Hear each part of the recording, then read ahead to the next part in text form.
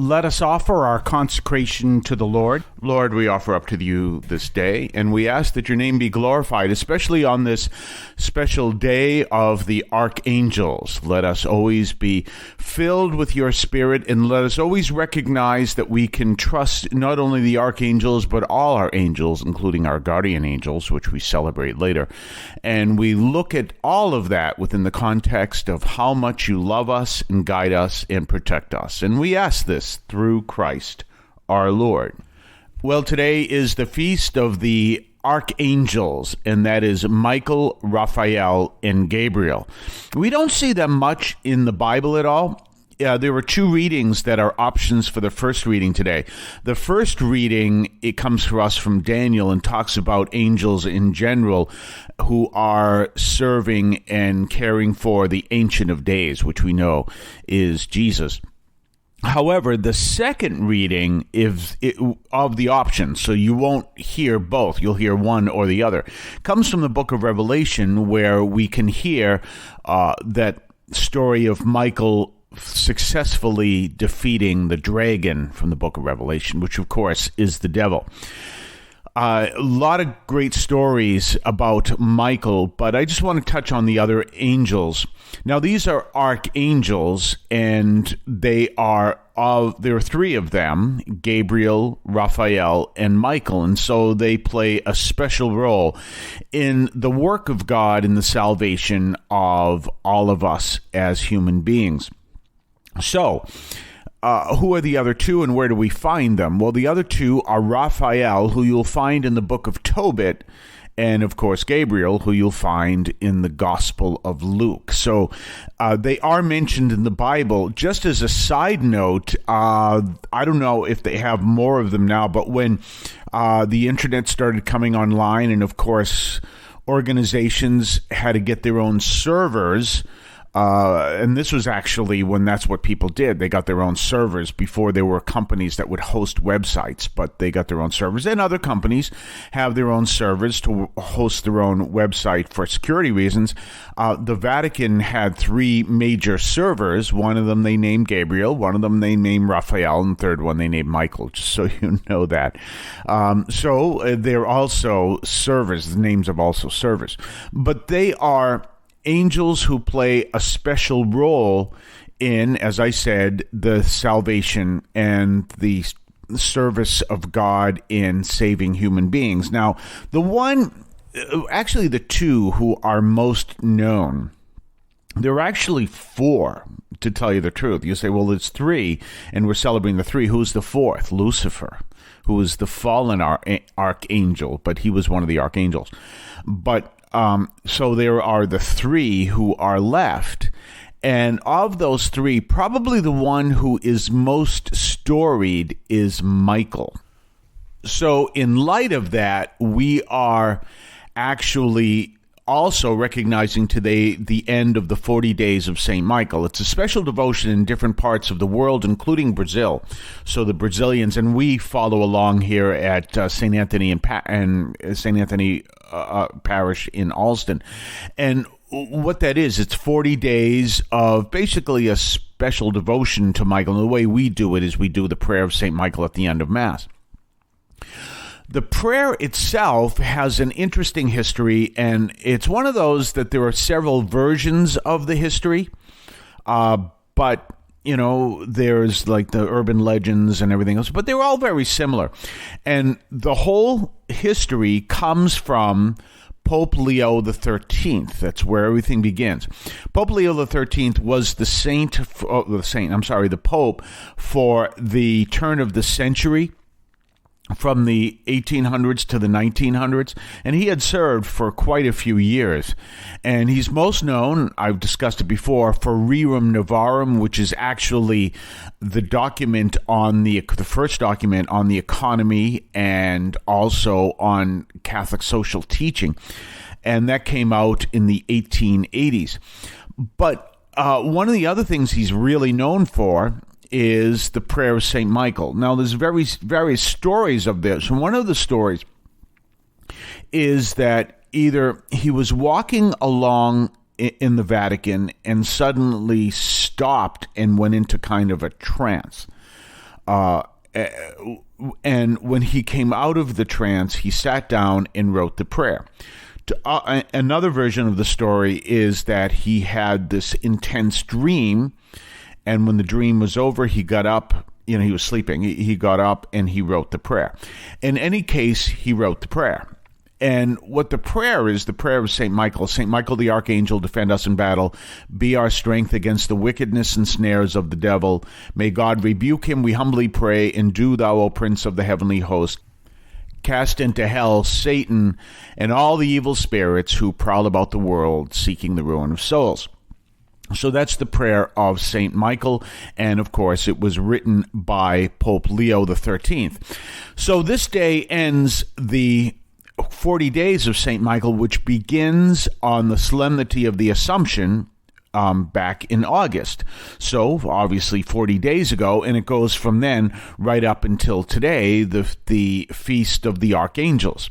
So we've now completed the 40 days of St. Michael, and it is focused on exactly what Pope Leo put together when he wrote that prayer, a time of praying to be freed from evil times that are coming. Now, this was in the late 1800s, so 19th century, to today, and we've clearly seen quite a bit of evil. We'll talk more on the other side of the break. You're listening to St. Anthony Overnight from St. Anthony Parish in Allston, Massachusetts. I want to call your attention to Catholic TV, which offers great faith-filled, family-friendly programming 24 hours a day. You can find your cable channel at www.getcatholictv.com, and you can watch online on the free apps or check out the YouTube channel. Daily Mass, Rosaries, the Divine Mercy Chaplet, and the Our Lady of Perpetual Help Novena are all available online and on demand. Check out CatholicTV.com. And don't forget our own website, CatholicAudiomedia.com, CatholicAudiomedia.com. You can connect us to the parish, connect you to the parish, St. Anthony Parish in Allston, Massachusetts. You can send us feedback. You can send us prayer requests. You can also connect to our Substack newsletter. You can do all kinds of things over there at CatholicAudiomedia.com. That's CatholicAudiomedia.com. Well, in any case, we're continuing to talk about the archangels, specifically Michael, the archangel. Now, again, Pope Leo wrote that prayer back in the 1800s.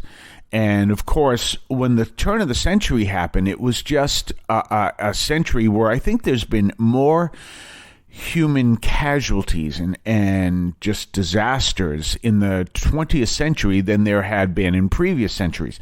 And part of it, of course, was the technology. The technology we had in the 20th century did not exist in the 19th century. Of course, things like nuclear weapons and rockets and everything else. I had an interesting story with our confirmation class because I was talking to them about how science needs faith. And without faith, science, science works well, but faith helps you to use science properly. And I brought up actually Tom Lehrer's song about Wernher von Braun. If you don't know who Wernher von Braun was, he was a major figure in the NASA space program.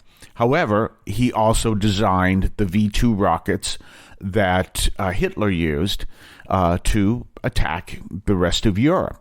And that's what happened. Wernher von Braun actually started as working in Hitler's missile program, and he ended up being recruited by NASA. Now, obviously, they checked him out and they found out, well, he wasn't as entrenched in the Third Reich as were other people, but so they brought him on board, and he became a major figure in the NASA space program. So if you ever look it up, Tom Lehrer's Wernher von Braun, you will see that interesting little humorous song he wrote, but really touching on the reality that he worked on the V2 project, and he worked on the NASA space program, showing that science is science and it's faith that helps us to use science properly. That's what I've talked about here. Because look at the reason why the 20th century, which is the century that followed the writing of the Prayer of St. Michael, the reason why the 20th century was so disastrous was because of the technology that was used without faith. So you had first of all, World War I, which the major technology, was a whole bunch of technology, but the major technology that was the most destructive, of course, was poison gas and mustard gas and all that. And then you had World War II, which, of course, a lot more technology that was used and destructive, including rockets and bombs and everything else. I've been told that some of the bombing that happened in what was it? I think it was Dresden, was more destructive than Hiroshima or Nagasaki, although it obviously wasn't radioactive. But I've been told it was actually more destructive. So you had that. Then you had, of course, the nuclear bombs, which I just talked about. And since then, I mean, you just had so many destructive forces through technology that we didn't have in the previous centuries, and it became a disastrous century. Now, there's a whole, and of course, there were also great things that came out of. We obviously know some wonderful things came out of the 20th century technology, but one of the things that was important about that prayer is the reason why Pope Leo wrote it is because in those images, however they actually happened, supposedly he saw, just like in Job, the angel, actually Lucifer, Satan, appearing before God, and God gave Lucifer 100 years, and then after that would be the end of Satan's reign. And so we've seen this great destruction. Have a blessed day. We'll see you tomorrow. If you would like to support our program, please consider a donation to St. Anthony Parish in Allston, Massachusetts. There are several ways to consider this. One is to purchase any of our merchandise, which you can find at the shopping tab at CatholicAudiomedia.com. That's CatholicAudiomedia.com. There are coffee mugs there. There's also my latest book, Encounter Christ in Your Humanity, all of which you can find at the shopping tab at CatholicAudiomedia.com.